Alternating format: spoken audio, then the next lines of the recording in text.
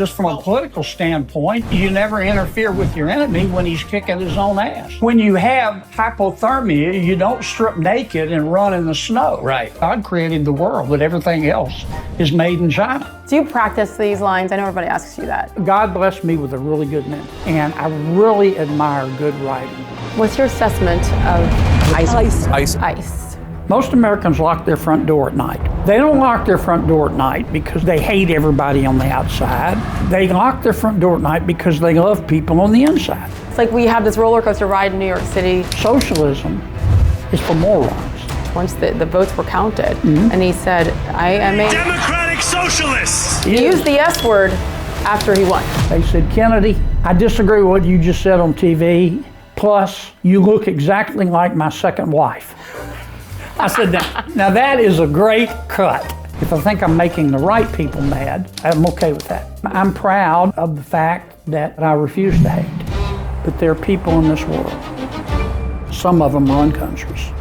They're not sick, they're not mixed up, they're not confused. It's not that their mama or daddy didn't love them enough. They just have a lot of objective evil in them.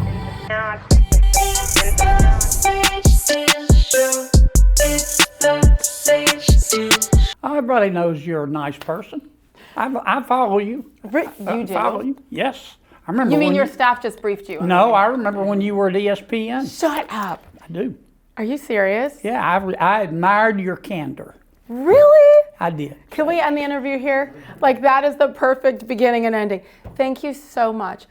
I wonder if you've ever felt this way throughout your career, because I would get nervous before every broadcast for 30 plus years. And I thought, well, the only one watching is my mom and dad anyway, because they have to. And what I did was I just focus on the job, which is what we should all do. And when you love your job, when you love what you do, it's easier. And I forgot that it was TV. Honestly, that's what made me able to be calm enough. Those are the best interviews. I think so, and that's what I try to do now.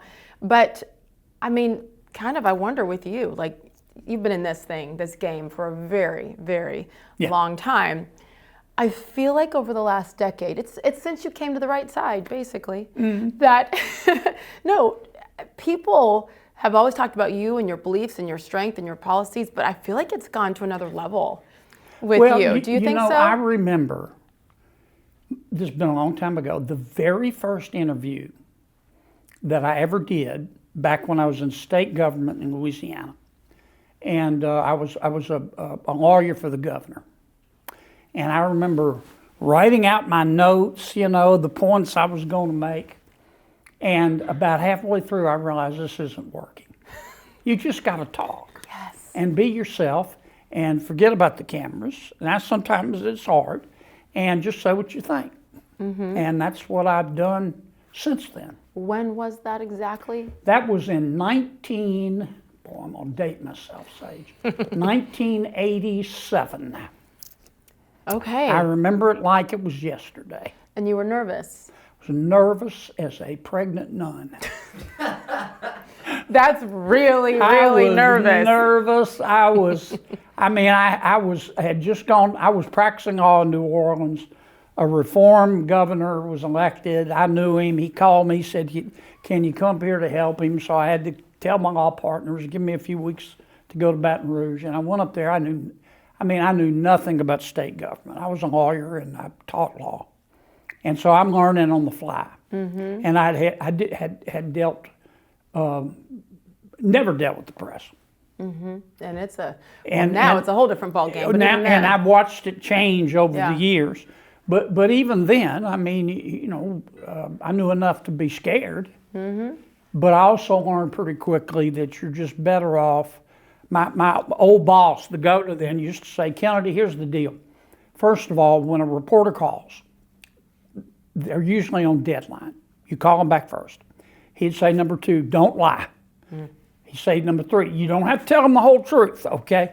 But don't ever lie, okay? You can omit stuff, and he said, be honest and just don't try to finesse it. And it works sometimes, and sometimes it doesn't. It is easier, though. It is. Right?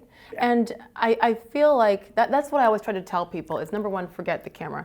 When I was a very young sportscaster, 3+ decades ago, I was so nervous and tight. And I still talk too fast, but at the time, it was bad.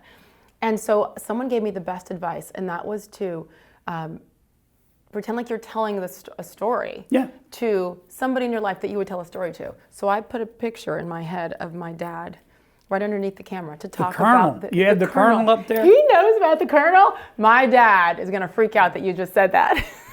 Thank you. Well, thank him for his service. I thank you. I will. He is my hero and my best friend, and we probably talk 2 or 3 times a day, much to their chagrin.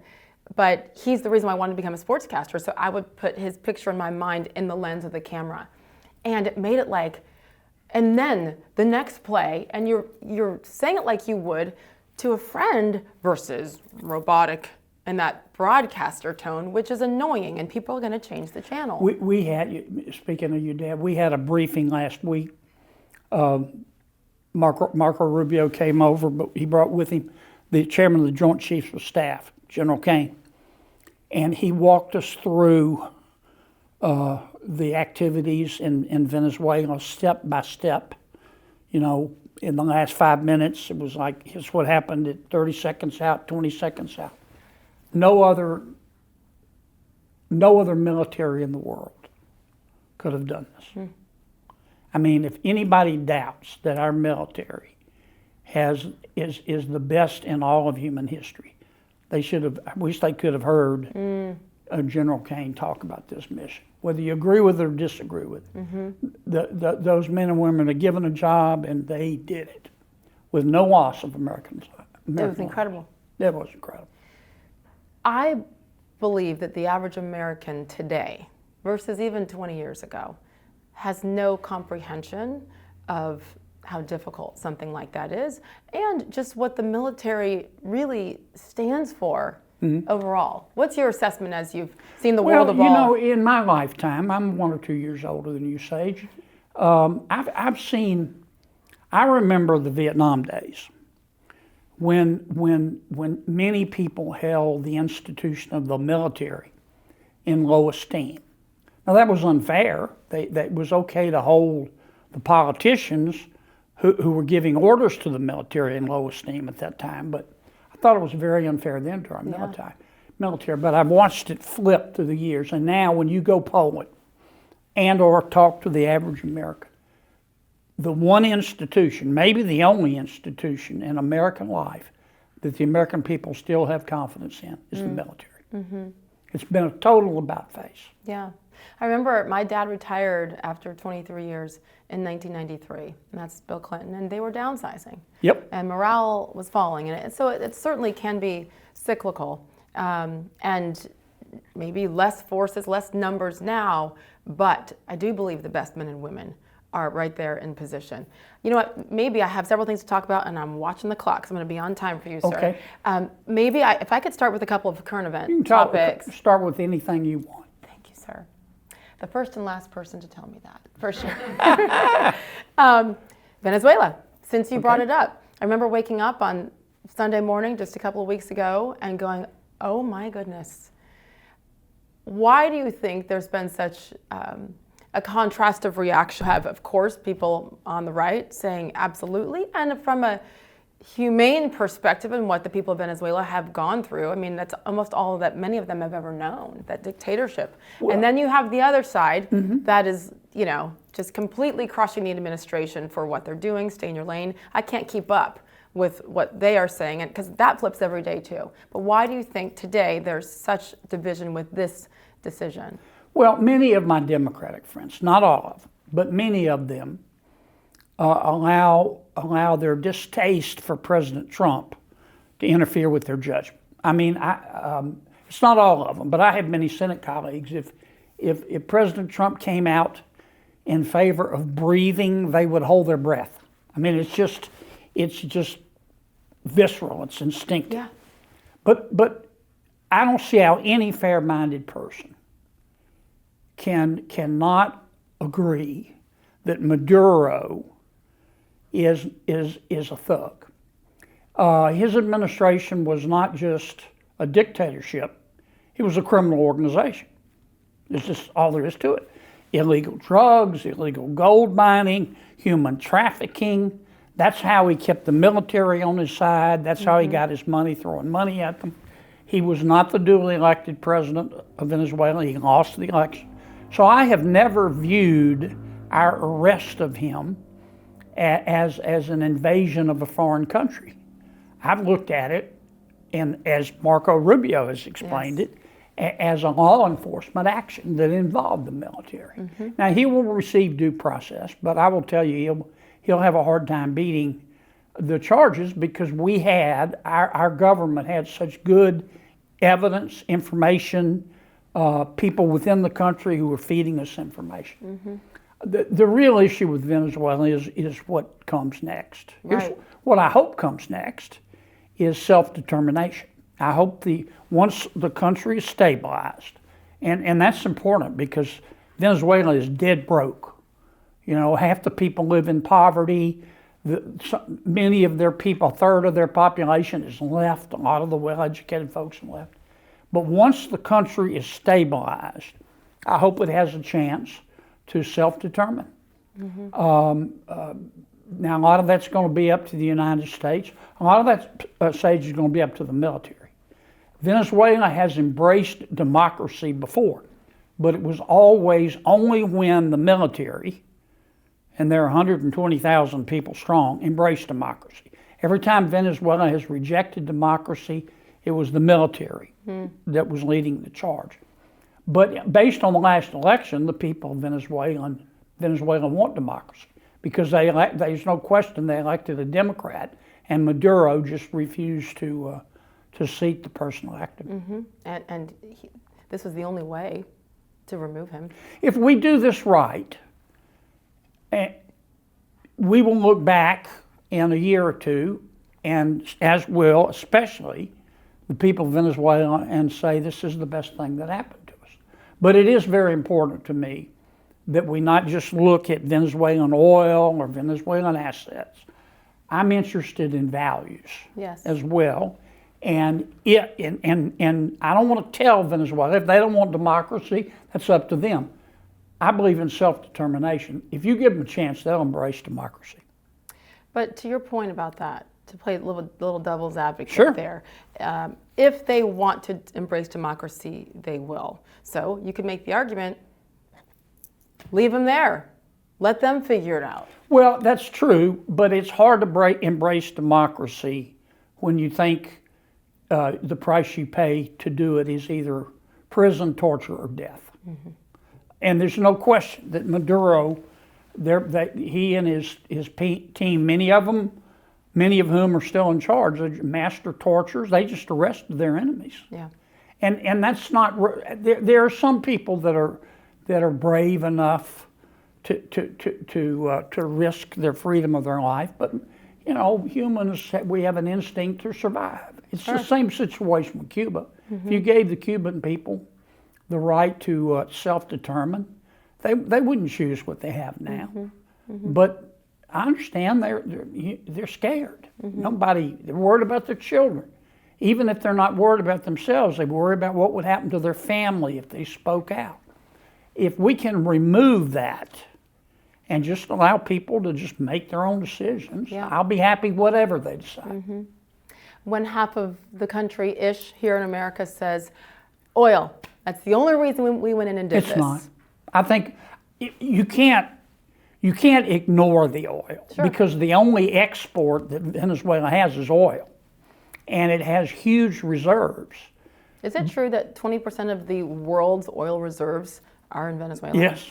Goodness And gracious. Venezuela has the world's greatest oil reserve, but they've allowed the infrastructure to deteriorate in order to get to fully develop those reserves. It'll cost probably $100 billion. They're producing about 1 million barrels of oil a day, just limping along.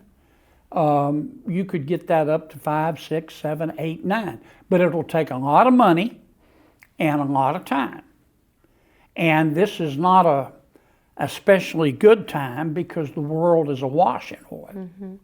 And whatever oil companies go in there to help Venezuela, if they go in, they've got to turn a profit. And based on the numbers I see, with respect to the Venezuelan oil industry, they would, in order for it to pay out for them to rev up production, they would have to be able to sell that oil for $80 a barrel. Right now, you can't. Yeah. 60 is maybe, and it wouldn't surprise me if a year from now oil's $50 a barrel. Wow. So there's a lot of economics involved here. But you can't ignore the oil because it is Venezuela's biggest asset. Mm-hmm.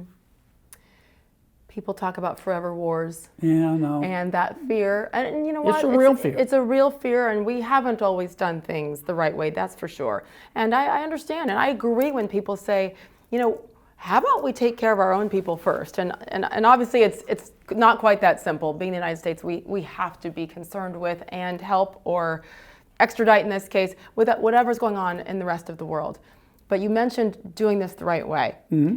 In your mind, what does that look like? Because yes, we have to go in, we've gone in and stabilize, but what's that line? So we're not overstaying. It's interesting. I wish the American people could have heard the classified briefing that we got from General Kane, but also from Secretary Hegseth and Marco Rubio. Rubio was asked that question. And he said certainly within 3 years, okay, and hopefully less, because the president for whom he works only has 3 more years. How long will it take to stabilize it? I don't know. It's not the current people in power that you have to convince. It's the military. There are 120,000 members of the Venezuelan military. And right now, they were on the side of Maduro for a lot of reasons. Yeah. But we have got to convince them, and the Venezuelan people have got to convince them that life is better if we have if not a democracy, at least a government of the people's choosing. And that's going to take a while. It is, yeah. The Venezuelan, that's just the way it is in Venezuela. And if you look at history, you'll see that that's the way it is. The military's always played a big role. But I'm convinced, I don't know how long it'll take, a year, hopefully less, that if we have another election in Venezuela where everybody can run, they will embrace democracy. And if they use the talents, and we can get a lot of the smart people who left Venezuela to come home, then they will be able to pay the military. The military won't have to go to work for some dictator. But it's domino effect. Yeah. If you can get that ball rolling. But the mistake we made, for example, in other countries, people often talk about Iraq. You can't go. It's not realistic to go in and just get rid of the current government and start over. And Rubio, I listened to Rubio's testimony to us the other day very carefully. They're very mindful of that. They're very mindful of that. Okay, good. And I've always trusted. It's just how I was raised. You trust the commander-in-chief. You trust the people that he has in place. And I do believe firmly that is the desire. And then we have the right people to go in and try to convince them of what life could be like. I will say it was beautiful. It brought tears to my eyes living in South Florida, watching the coverage from across the country, those who chose to cover the hundreds of thousands of Venezuelans. Oh, there's so many folks from Venezuela came to America. And were crying tears of joy. That's why they left. That's why they're here. Yeah. But of course, not everybody wanted to cover that side of it. Listen, you're more used to this than I am. I'm still newer in this space, and it's insane. I'm like, no, but this is the truth. These are the facts, that there are actual human beings from Venezuela in America celebrating and thanking President Trump. Well, Maduro did send a lot of gang members to America and criminals. But a lot of the really smart, well-educated people in Venezuela, once Maduro took charge, and once he was not reelected, but he stayed in, they left. They left. There were probably 10 to 15 million people, and these were the well-educated folks that made the economy run. They were part of the intelligentsia. They didn't just come to America. They went to Colombia and other countries, but a lot of them came to Miami. Yeah. Yeah. And they want to go home. They're proud of their country. They want to go home, but they just were not going to live under Maduro. Maduro's a pirate. He has blood under his fingernails.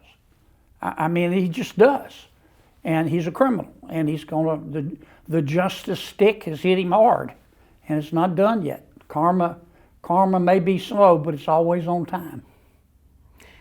When you saw him taken off that plane, we finally got that visual of him with the light blue sweatshirt on and the hat and his hand. Gave me chills. What did you think when you saw him? Well, look, I don't hate anybody. I don't. When I say my prayers, one of the things I ask God is don't let me hate. Because in my business, once you start doing it, A, it's immoral, and B, it affects your judgment. And I don't hate anybody. But I do like some people better than others. And the last time when I saw that clip of him in the handcuffs and the blindfold and the earphones, the last time I had seen him, he was dancing on television. And I know what he has done to so many of his people. The torture in those prisons is inhuman. I mean, burning people alive, suffocating them with plastic bags, torturing them with batteries. And that's what he did to all of his opponents. I don't feel sorry for him. I'm not going to say I hate him, but I don't feel sorry for him. What's your assessment of ICE so far? I think they've been given a job. Legal immigration is legal. Yes. Illegal immigration is illegal. Isn't it that simple? That's a fact. Now, there are people in America who think that the border should be open. They're entitled to believe that. This is America. I don't. I think most Americans believe in immigration laws. They look at the southern border like they look at the door of their home. Most Americans lock their front door at night. They don't lock their front door at night because they hate everybody on the outside. They lock their front door at night because they love people on the inside. And they want to know who's coming into and out of their home. And that's the way the American people are about the southern border.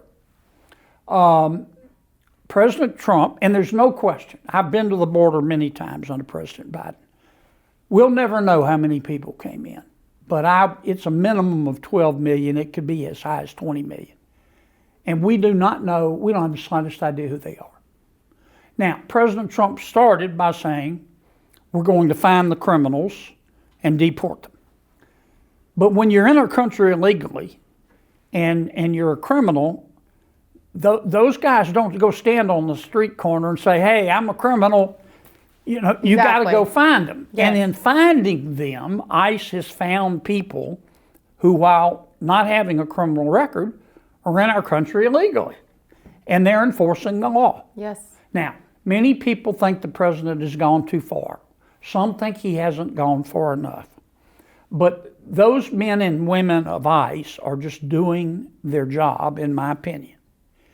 And you have people, let me put it another way. My experience in life, this is not true of all cops, but the vast majority of cops will leave you alone unless you do illegal stuff. Yes. And the bad cops who like to arrest people, we've gotten pretty good at figuring out who they are and getting rid of them. I don't live in La La Land. I know there's some bad cops, but most of them aren't. And these ICE folks, I mean, I've watched what's going on. You can protest ICE. That's fine if you want to come out and protest.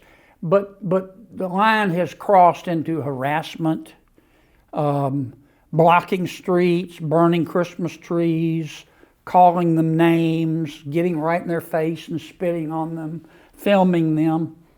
And it's a powder keg. These ICE guys and gals are already scared because in many cases they're arresting gang members. So if you're in a powder keg and you're in a protester and you start giving off sparks, it's going to end badly. I wish what happened in Minnesota hadn't happened. I'm sorry it happened, but everybody needs to just step back a little bit. I think the media has done a beautiful job of narrating it the way that they wanted it to be, the mainstream media, of course. And when you only tell the story of the grandma who's been here for 20 years and, selling her handmade knit caps on the side of the road and just taking care of her, they make it sound like that's all. And she is still illegal. Like, she might be sweet, but she has still broken the law. And you're going to have that. This is an imperfect system when you have between 12 and 20 million people here illegally. It's like finding a needle in the haystack, right? Like, they are doing their absolute best. I don't think there's enough emphasis put. I mean, the administration does a very good job, but overall on the number of really bad guys that are in this country and how necessary this is. I mean, when I have conversations, I try hard, Senator, with friends, I'm like, no, are you ignoring what has happened? And how many illegals have come in and gang members, et cetera, like what has happened to our country from this? There are odds. It's almost endless. The president is right on this. You had many, and it wasn't just in Latin America and Central America, it's all over the world. Oh, yes. You had a lot of countries just release their prisoners, say go to America. They're letting everybody in. And I have seen it. I was there. The amount of people, it could easily be 20 million people. And that's very dangerous. And a lot of them were children. And under President Biden, they lost track of 300,000 of the children. Kids, yeah. We still don't know where they are. God knows where they are. You hope they aren't being sex trafficked, but I mean, you just can't. It was an open bleeding wound, the southern border. And I never did understand why President Biden just allowed it to happen. I think they just convinced him that open borders were racist. Of course. And I don't think they're racist. I think they're prudent. I don't think it has anything to do with race. But obviously some people disagree with it. I have a great visual in my head thanks to you. I had never heard or used that analogy of locking your door at night. Yeah. And it's perfect. And just because you want to protect what you have doesn't mean you hate others or are racist or sexist or whatever isms or ifs they throw out at us, Again, this isn't perfect. This is an imperfect system. And well, we admit more people legally to America than any other country in the world. Anyone, yes. We welcome people. I mean, try to get admitted to China. See what happens. Yeah, have fun. Yeah, Japan. I was just reading a piece on the plane about how there's uproar in Japan. They're a very homogeneous society, and many of their folks are reluctant to let outsiders in. And America's never been like that. But you got to come in legally. Yes, and I actually hope that there's further rules put in the system, like in order to stay. Don't do this, we this. need to totally rewrite. What would you do with that? Well, what we really need, it's an academic exercise because there are problems in legal immigration. It takes too long and it's too cumbersome and there are too many agencies involved. But frankly, Sage, every time we sit down with my Democratic friends and say, let's rewrite the immigration laws, their first request is amnesty. You have to agree to blanket amnesty for everybody who is here. And the American people don't support that. And I can't vote for that. And if that is the opening offer and it's take it or leave it, it shuts down any chance of passing a bill. It's maddening, frankly. It's frustrating. Being on the outside, it's maddening. No. Again, it's imperfect. I could not support this process anymore. I'm absolutely behind it. And it's imperfect, as I've said. We all know that. What could ICE and the administration, leading it, do better at this point? Well, obviously, you have to continue with your ICE members. You have to continuously train them. And they have been well trained, but they need more training. Homeland Security had to amp up the number of ICE officials to begin the deportation, that you just didn't have enough time. So more training is important. I think we need to have a frank discussion in America about who do we want to come to America? it's not just the Nigerian doctor or the German engineer. How badly do farm laborers need manual labor? What about people in the seafood industry? I'm from Louisiana. We like crawfish and shrimp. We don't like to peel crawfish and shrimp. But there are a lot of people who will come in and accept minimum wage to do it. The hospitality industry. But we can't have that conversation right now in America between Democrats and Republicans and independents because everything's all emotional about ICE. And it's emotion. Yeah, you're right. The emotion versus the feelings versus the facts and the exact reasons why we need to do this now. I don't know what happened in Minneapolis. When the press came to me after it happened, they showed me the video. I said, look, cowboy, I'm going to wait for the facts. Okay? I'm not going to rush to judge here. Within hours, Mayor Mamdani in New York declared the ICE agent a murderer. Yep. Others came out and said he did nothing wrong. I don't know. I wasn't there. There'll be a full investigation. I wish it hadn't happened.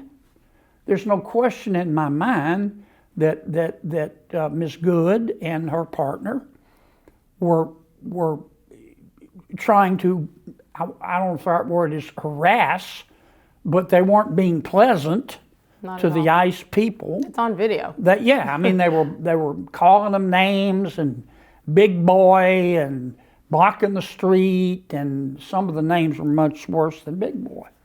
So let's wait for the facts. I'm sorry it happened. Can I ask you quickly about New York City? Yeah. One of my favorite cities. I love New York. I know, and I'm sad right now. Sad, concerned.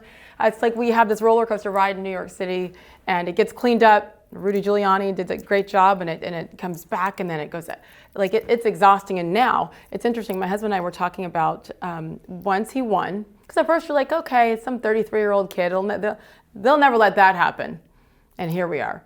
And something my husband said was, you know what? In order for these people to learn, please, Mamdani, go do you, do all the things that you say that you're going to do, and then some, and be a true socialist. Like do all the, because is that the only way that the people who live there and elsewhere who are watching are going to realize, this socialism thing, it's not a good thing for our city and for our country. Like, does that make sense? Like, let them go hard, fast, and then get them out sooner. Otherwise, the trickle effect, they're going to think, oh, this isn't that bad. Well, look, it makes perfect sense, Sage, and this is the way I look at it. America is freedom. Freedom is risk. When you're free, you have the right to do dumb things. And we've made mistakes before, particularly with respect to socialism and communism. Sometimes, with freedom, you don't make the same mistake twice. You make it 2 or 3 times, just to be sure. And that's what New York has done. New York is the greatest city in the world. And I mean that. And I've been to some other great cities, and I know you have too. This will not work. Socialism is for morons. And Mr. Mamdani, it is his right as an American to be. He is a true blue, top of the hill, king of the heap socialist. And he will eventually ruin the housing market. That's the biggest problem in New York. No one can afford housing. He's going to try to have government control it. It'll be a disaster. It'll be a total goat rodeo. He won't eventually, once things start going sour on him, he won't get the support of the state legislature or the governor, whose support he needs to do some of this. But, freedom is risk, and the people have decided. That's maybe the scarier thing to me, because of course people like Mamdani are going to exist. Well, he ran a smart campaign now. He did. He never talked about socialism. He talked about cost of living. He did. And free daycare, which and is the government-run grocery stores. And it's on people's minds right now. It is. I get it. When moms and dads lie down to sleep at night, the average mom and dad in America lies down to sleep at night right now and can't. Frankly, they're not thinking about Venezuela. They're thinking about the cost of living, food, health care costs, housing costs. We've got to address this cost of living. And Mondani ran on that. It was a very smart political move. And then on his first day in office, what did he say? Or maybe it was even his acceptance speech once the votes were counted. And he said, I am a proud socialist. Oh, yeah. So he used the S word after he won. Yes. The lady that he put in charge of housing in New York. Cannot. She is a full-blown communist. She Yes. really is. She wants to see New York City and all the state to seize. I was also reading an article in the Plain. They want to seize all housing in New York and heavily regulate it.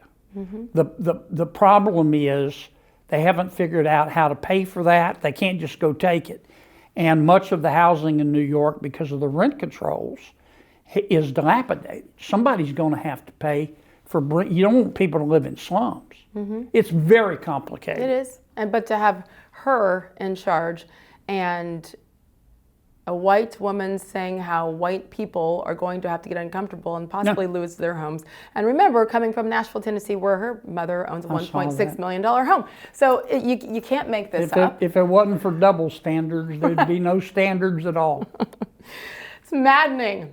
How the heck did it take you so long to leave the Democratic Party? Well, it was really a Louisiana story.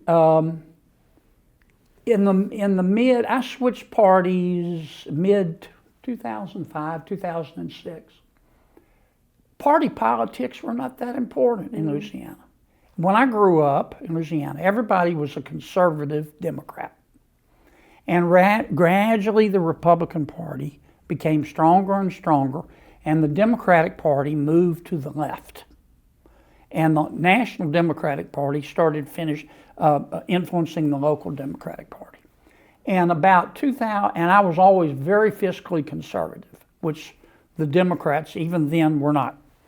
And I reached the point about 2006, I don't remember the year, I was about to run for re-election for state treasurer.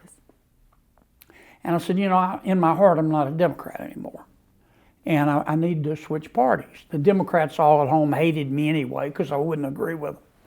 And I said, I'm going to go ahead and do it before the election, my re-election, because I didn't want to get re-elected state treasurer and then switch parties. I wanted people to know so if they got mad, they could vote against me. So I did. And gradually, the Democratic Party got worse and worse. I have many friends who are Democrats, Sage, and who I like a lot, and a lot of them don't agree with the loon wing of their party. But the loon wing of their party is in control. The Mamdani, Ocasio-Cortez wing, they are clearly in control. And I don't think the Democrats will ever be successful as a party until they purge their whack jobs. The Gavin Newsoms, the Jasmine Crockett's, the AOC, all the people that they are uplifting right now and platforming as the leaders of their party. But wouldn't that take looking in the mirror and dropping egos to say, okay, maybe this isn't the right thing for our party? Well, they're scared. I've got many Democratic colleagues in the Senate, and I know every single senator. I like them all. I have Democratic colleagues in the Senate who know that the loon wing of the party is crazy, and they don't agree with what they're doing, but they're humans. They're scared. They see who's in charge. Senator Schumer. Senator Schumer has got the loon wing of the party hates him. He had to shut down government to try to get them to love him, and they still hate him. And it's a now the Democrats may say that about the Republicans, and Lord knows Republicans aren't perfect. But the way I look at it, Republicans aren't perfect, but the Democrats are crazy right now, and they will never. They may win some elections here and there. They may take the midterms, but they're not going to prosper as a party until they figure out who they are, and their leadership is way out of step with the average mom and dad in America. Yeah, I really hope and pray for the average American that everybody can come to the middle a little bit more. It's healthy to have opposition. It's the way Sure. you do it. Competition right? makes us all better. Yes, and it's so sad. And then You've seen that in sports. Oh my gosh, at every level. And then you have the Bill Maher's of the world, who I'm friends with. He helped me out when I was first going on my own and had Yeah, me on. And he's a my smart guy. He's brilliant, and he's sensitive to being honest at times about things, because what happens? All the loons come after him. And he got in trouble for having dinner with Trump. Exactly. They all got Remember mad that? at him. Yes. So, but he's a classic liberal. And even he, like I think most Democrats, are able to say, that's too much. I guess the question is how, and you said it. If people are willing to say, okay, we've gone too far. But this is where TDS comes in. This is where your absolute hatred of Donald Trump. What did you say at the beginning about if Donald Trump said If he breathing? came out in favor of breathing to live, they would. They'd hold their breath. And it has gotten irrational. Yeah. And the truth is, I know President Trump pretty well. We have different styles. He has no filter. He exists loudly. I told him one time, I don't think he liked it, but I said, Mr. President, you seem to grow anxious when you have an unexpressed thought. And he said, what does that mean? I said, well, that means that you're the President of the United States and you shouldn't say everything you're thinking. That's the way he is. Not going to change. He's not going to change because I made that suggestion, and indeed he didn't. Some people like it, some people hate it. But I've never seen, I saw the hatred toward Trump from day one in his first term with the Russian hoax. And the press bought into it. I don't know if all of us fully comprehend how much damage that did. It really did. It damaged public institutions a lot. Yeah, can you give your thought or maybe a little more context as to why? It wasn't just Hillary Clinton and her friends trying to ruin Donald Trump. Like, I mean, trust on every level is gone, I think, because... Well, the American people saw the national media, and to some extent the local media, take sides. And they didn't like that. They want the news gatherers of the world to have an opinion, but be balanced. Keep it to yourself. It doesn't affect your reporting. To be honest. And I was here at the time. The national media hated the fact that Secretary Clinton lost and President Trump won so much that they were going to torpedo him from day one. And all of the lies turned out to be lies. And the institution of media really hurt itself. Same way with COVID. I never understood why we couldn't talk publicly about, are the lockdowns good or bad, or should I take the vaccine or not? Now, I took the vaccine, but I didn't hate somebody who didn't. Exactly. And I thought I was following what was going on in Sweden. We went too far in the lockdowns. But as you know better than I do, you couldn't even voice an opinion. That's not healthy. It's not America. And a lot of that was driven by the media. Yes. I can tell you. A lot of that was driven by the media. And it hurt the American people, but it hurt the institution of the media. Yes. That's why podcasts are look, 30% of the American people watch podcasts. Yeah, for the news. And it's going up and up and up because what they get to know a person and they get to know whether they can trust a person, which is hard to do in 2 minutes, and it's hard to do when the bias is obvious. Yeah.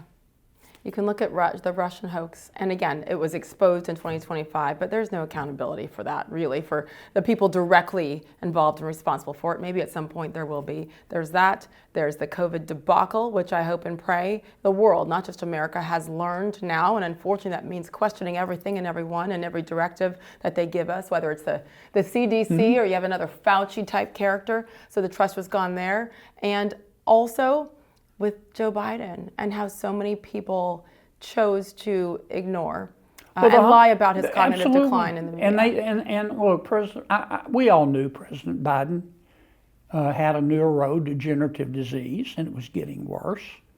Now, his age kept him away from just about everybody, but it was obvious, and the American people could see it.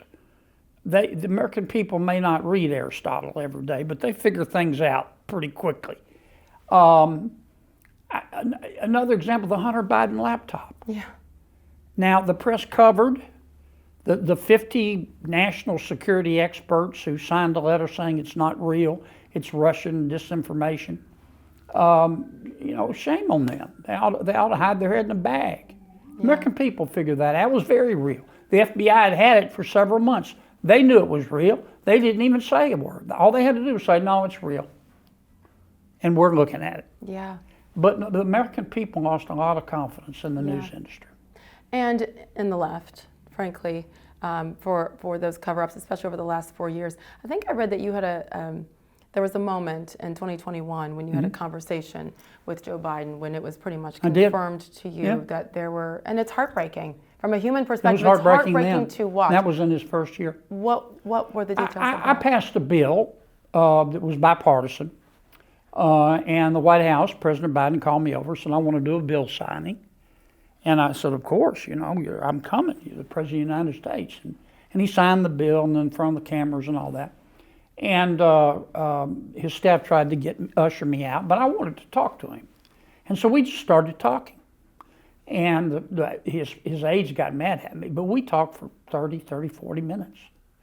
And we talked about his dog. I like dogs. He likes dogs. We talked about Corvettes. We talked about the White House. He told me stories about Henry Kissinger. But Sage, here was my assessment. He was old. We're all going to get old. And we age differently. We just do. He was an old, whatever his age was then. I noticed when he walked across the room, he wanted to show me his cabinet room. It's not that far away. He moved very, very slowly. At one point, I almost grabbed his arm, but then I caught myself because I didn't want to embarrass him. Right. And I remember leaving. Nice man, very affable. Didn't really want to talk policy, just wanted to tell stories. And I went back and I told my staff, I said, President Biden, he's at that stage in life where he can give them 4 or 5 hours a day. And then he just needs an early bedtime and some soup. Goodness, and this is in 2021. This is his first year. And I remember thinking, I didn't say this, but he's going to have a hard time making it the full 4 years. Because he was just showing his age. And clearly he had a neurodegenerative disease that got worse and worse and worse and worse. And we saw it in that last debate. And the press covered for him. And his staff should have had the courage to sit him down and say, you can fire me, but you can no longer do this job, and you don't want to die in office. You need to go home and be with your family. But the press was a part of it. Absolutely. The person, okay, real quick, I had the opportunity to interview him. Did you? Yes, and it was I didn't know that. April of 2021. I bet that was interesting. It was fascinating. I was honored because he's a sitting president. You're darn right. I'm going to say yes to that opportunity. It was on SportsCenter. I didn't know that. He didn't do many interviews at all. Did not. And I think it was, intentional and set up, and it was the topic that I had to hit on, because if I could describe to you how detailed and specific the questions were that I was given and told, don't stray from this script. Yeah. That's not what I usually do. And I was like, that's not how I roll. And they're like, yes, it is. Today it is. But I had 10 total minutes for the interview, and they wanted, of course, 16 different topics, and you're not going to get there. But they wanted to talk about Major League Baseball and the All-Star Game potentially being moved out of Atlanta because of the Georgia racist voting laws in the state of Georgia. Yes. So that is why he said yes to the interview. Well, beforehand, there were some technical problems. And so we had to fill a little bit. But I couldn't see him on camera. They kept a black sheet over the front of the camera, so I couldn't see him. I could only hear him. So you were not one-on-one? Not until the interview was allowed to start. And so in the meantime, I'm having to, fill time like chit-chat and, hi, Mr. President, like, what the heck do you say?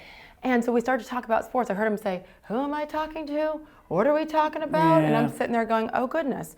Again, from a human perspective, not what my opinions or politics are. And he started to tell me a story about when he played football at Delaware, and he was a receiver. And he started to just talk about, frankly, it was pretty funny. And he's like, oh, I was good. I had great hands. And I was like, I'm going to leave that alone. I'm not going to touch that one. And then we continued on, and we were just chatting, and I asked him a question, and he started to answer, and he went, oh, never mind. Yeah. And it made my heart hurt. Yeah. I have a grandmother who we lost from Alzheimer's. And so this is March, April of 2021. And so when I kept seeing these things without people speaking publicly about it, honestly, I knew what it was too. And so from that day on, which is almost 5 years ago now, you know who I pointed the finger at? And not in a mean way, but his wife. Yeah. Shameful that Jill Biden, if anybody knew it, his wife knew it. And it's beyond his staff to me. It's a personal human decision when you allow someone to do that. And I don't know her. I'm sure you know her. I really haven't met her. Her. Really? No. Yeah. We had virtual no contact with them. But that's why he did so few interviews. But look, we're all going to get old. I know. But we have to protect him. You have to be able to be vital enough, virile enough, to be the President of the United States if you get elected. How do you think Donald Trump does it? I've asked the President before. You know, when he calls me, it's usually 1 o'clock in the morning. You know, he tells me, I've asked him, I said, look, you know, other than golf, you don't exercise. You eat anything that won't eat you first. You know, he said, good genes. He said, my dad was like this. And no alcohol. No, oh, that's right. No alcohol. He's never smoked. He doesn't drink. But he said, my dad was like this, and he said, I've been like it all my life. But it's not a made-up story. He's really like that. Yeah. He must drive Melania crazy, roaming around the White House at 2 o'clock in the morning. I'm sure. But he will. He'll call you up and wake you up. And he always go, hey, you asleep? No, I'm always not up now. at 2 o'clock in the morning, Mr. President. Well, but you leave your ringer on then, don't you, Senator Kennedy? I do. For that reason. It's habit from when my son was a teenager. Now, he's a grown man now, but there are days when he was a teenager, I said, I really ought to turn it off. I don't want to hear it. Exactly. But you know the drill. It's PTSD from the kids. Yeah, that never leaves us. Exactly. By the way, I love that we're in the nation's capital, and you can tell by the sirens. I love the sounds. It's almost like warm and heartfelt sirens here in the nation's capital. Okay, this is a little bit random, but you mentioned Joe Biden talking about his dog, and it reminded me of something I read from 05, I guess it was Hurricane Katrina 2005, 06, 05, yeah. Yep. And what you did, I think this is special. Another reason to dig into this. We had with FEMA. Yeah, Sage, it was terrible. We had people. The whole city was flooded. FEMA came in with buses. We're in New Orleans. People they're on their roofs. We're getting them with helicopters and boats. And many of them had their pets. And they would be dropped off at the central location where I was, and my job was to help people off the helicopter, get them on the bus. And many people had their dogs. Some cats, but mostly dogs. And FEMA had this rule, said you can't bring your pet. Well, that was like a rock, only dumber. I mean, people just wouldn't get on the bus. They said, I'm not, I've lost my house, my car, my job. You're not taking my dog. And so I ended up, some people trusted me, others didn't, but at one point we had 25 or 30 dogs tied up. I didn't have the slightest idea, but I'd take people's name and number. When you say well, you mean you brought them? I had one aide with me. We would collect the dogs. This was in New Orleans. And if people would get on the bus, I'd take their dog, we'd tie them up. There were state troopers around. And I'd say, if you give me your name and address, we will get your dog back to you. We're going to take them first to a kennel a few miles away. Some people didn't believe me, and they just wouldn't get on the bus. But others did. And I didn't know what. I was just making these promises. I didn't know how I was going to solve this problem, but eventually I did a radio interview, and some of the shelter folks heard me and they came out and helped me. But I love dogs. You know, one of my favorite expressions is God is great, dogs are good, and people are crazy. And I would never leave my 2 dogs to die or drowned. And since then, FEMA's changed the rule. But it's a true story. Those are the stories. I'm so glad you've written about this, because you all are the target quite often because your politics, no matter which side you're on. And there's a human element, obviously, to all of you. That was something you didn't have to do. That was, and I'm not trying to, you know, I know. And I know you won't do that, but that was above and beyond in realizing that not only are these people, they've lost everything, now you're asking them to make that kind of a decision. That's beautiful. Well, it in one respect, it showed how dumb government is, because for FEMA to have a rule at that time that you have to evacuate and get on a bus, but leave your pets behind. Yeah. I mean, that's a special kind of stupid. Either people, and they weren't prepared to collect the animals. Mm-hmm. So we were doing it ad hoc. And now we've since changed the rules, but it's a good example of how sometimes government doesn't think. What were people's reactions when their dog was delivered back to them? I didn't see them, but I promised them, and I checked on every single pet that I collected. They didn't believe me, but I guess they believe me now. Cool. Our state, we did do a very good job on getting pets back to people. But we shouldn't have had to do it in the first place. Right, but you did it. You did the right thing. We did it. It is obvious, everyone. I got to go vote, lady. Yes. I got to vote in the Senate. Yes. You have always been about everybody else in your life. Mm-hmm.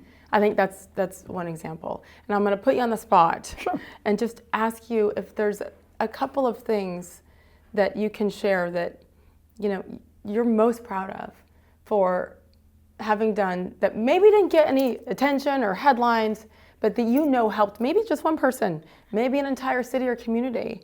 There's just so many things that people like you do that we don't hear about. And not all politicians are bad, you know? Well, without getting too specific, in public life, you know, to be in public life today, you've got to have a big heart, a lot of wind, and a thick skin, and you've got to know the lines. You got to know the lines. You got to know who you are. I lost an election one time. First election I ever lost. I could have won it. I won't bore you with the details. Mm-hmm. But it would have required me to renounce the person who gave me my first job in government. And I'm not going to kid you, I was tempted. I thought about it a long time. And I know that's vague, but if I had renounced the person who brought me to the dance, I would have won this election. And I just couldn't do it. I just said, I'm not expecting a pat on the back. I just sat there thinking, you know, I remember the passage in the Bible, I think it's Matthew, or what is a man profited if he wins the whole world but loses his own soul? And I'm proud of that. I'm proud of some of the votes I've taken that got me in trouble back home. I tell my people in Louisiana that, look, I'm going to always vote the way you would want me to vote, or the way you feel, or the way you would want me to vote if you have the information that I have, but you don't. Mm-hmm. And sometimes people, you know what social media's like. And but I'm proud of some votes I've taken there. Mm-hmm. You know, I haven't always succeeded, but I've always tried to have some balance in my family.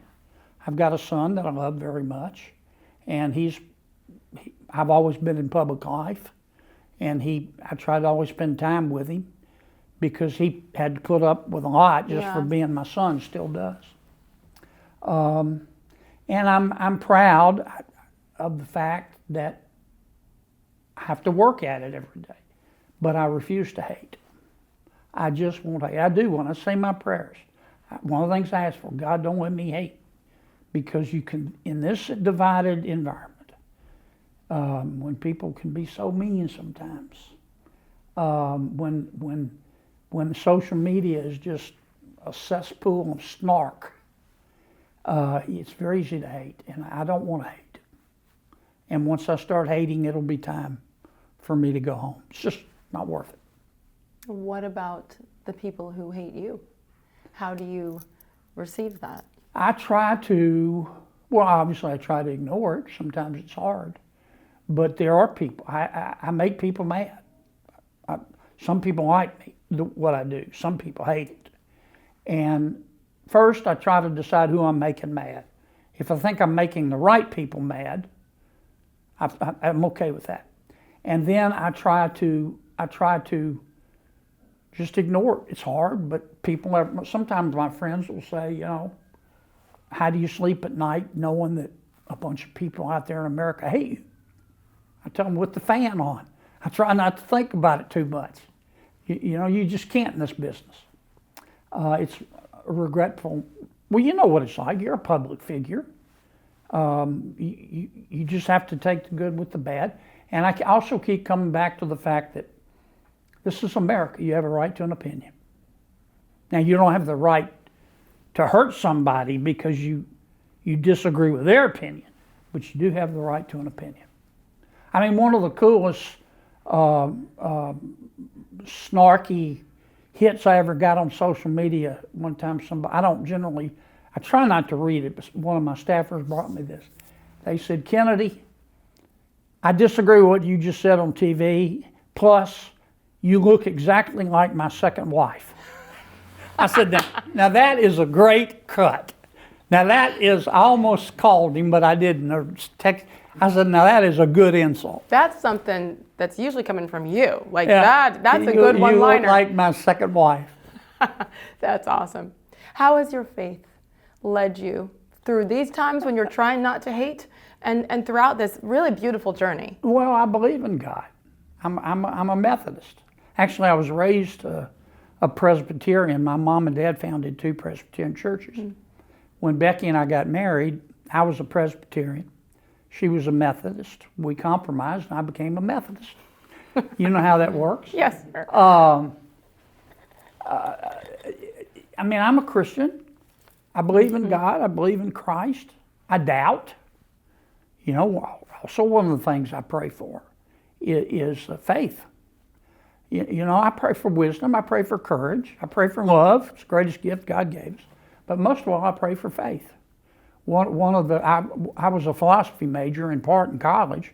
I read a lot of Kierkegaard. Soren Kierkegaard was a Christian existentialist.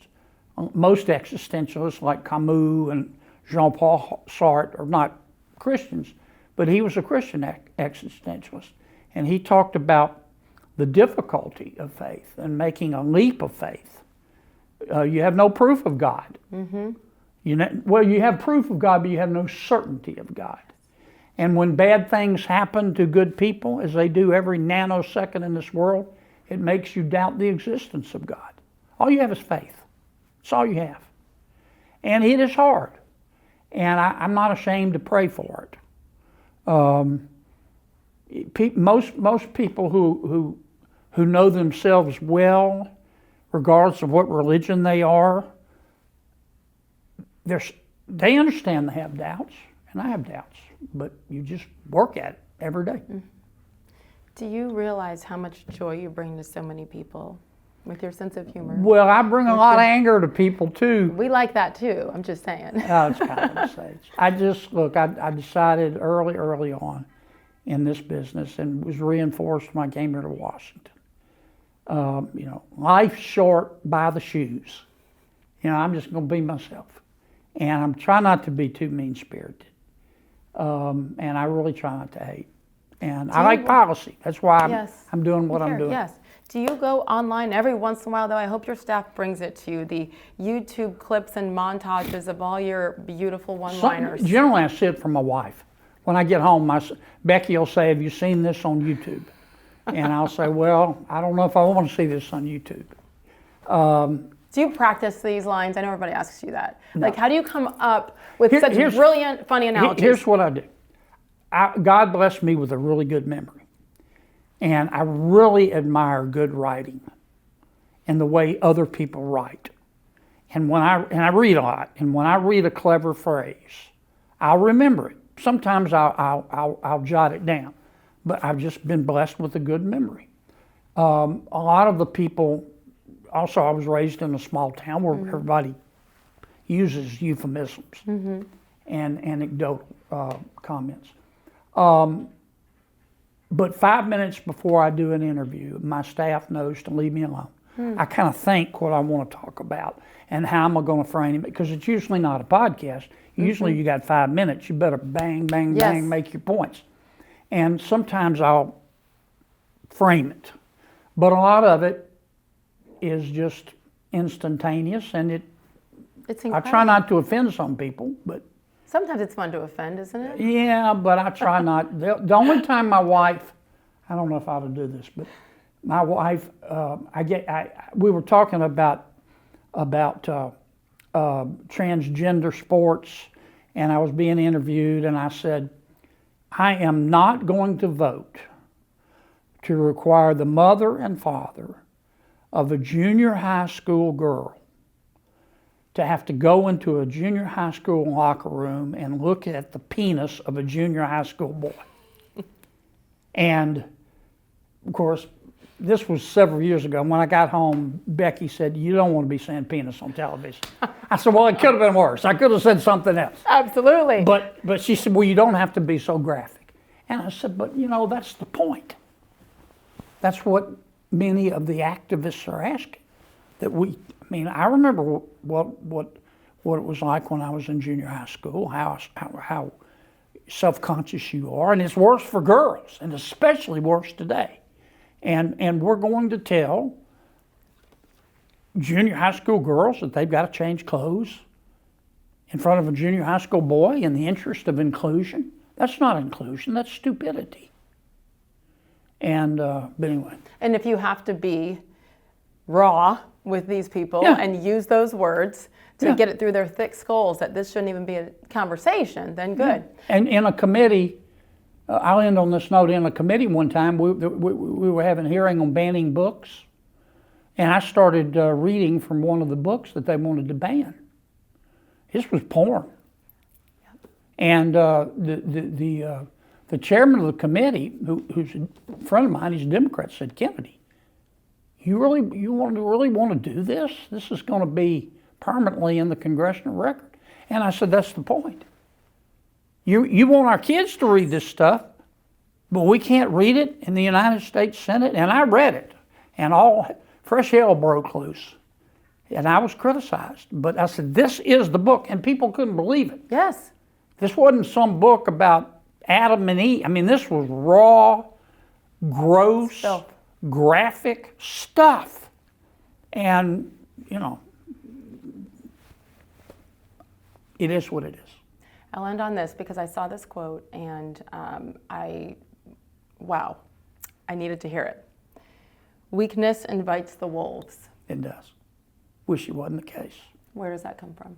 I read it somewhere probably, or I made it up. I don't know. But I've lived that experience. You have. And I don't know why it is, Sage, but there are people in this world, some of them run countries. They're not sick, they're not mixed up, they're not confused. It's not that their mama or daddy didn't love them enough. They just have a lot of objective evil in them. And some of them run countries. And they hate America. They're jealous, but they hate America. They want to kill us and drink our blood out of a boot. And they don't understand reason. They understand strength. And the stronger we are, the safer we are. Not because we would win in a war, but because we would avoid a war. And that's our answer to a lot of the other countries that hate America. We have to say we're peace-loving, but fool around and find out. Yes. And that's what weakness invites the wolves means to me. You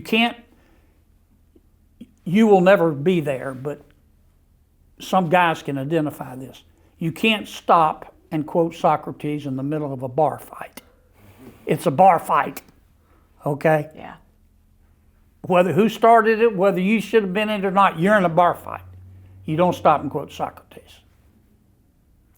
We are so fortunate to have you. Oh, this was fun. I'm beyond grateful, and you are doing God's work and making us laugh along the way. What you've given us continuously is a blessing. So God bless you. And Thanks listen, I know for you don't do this a lot, so thank you. Thank you for your time and for always being so genuine. Well, you're the best. You got a great future.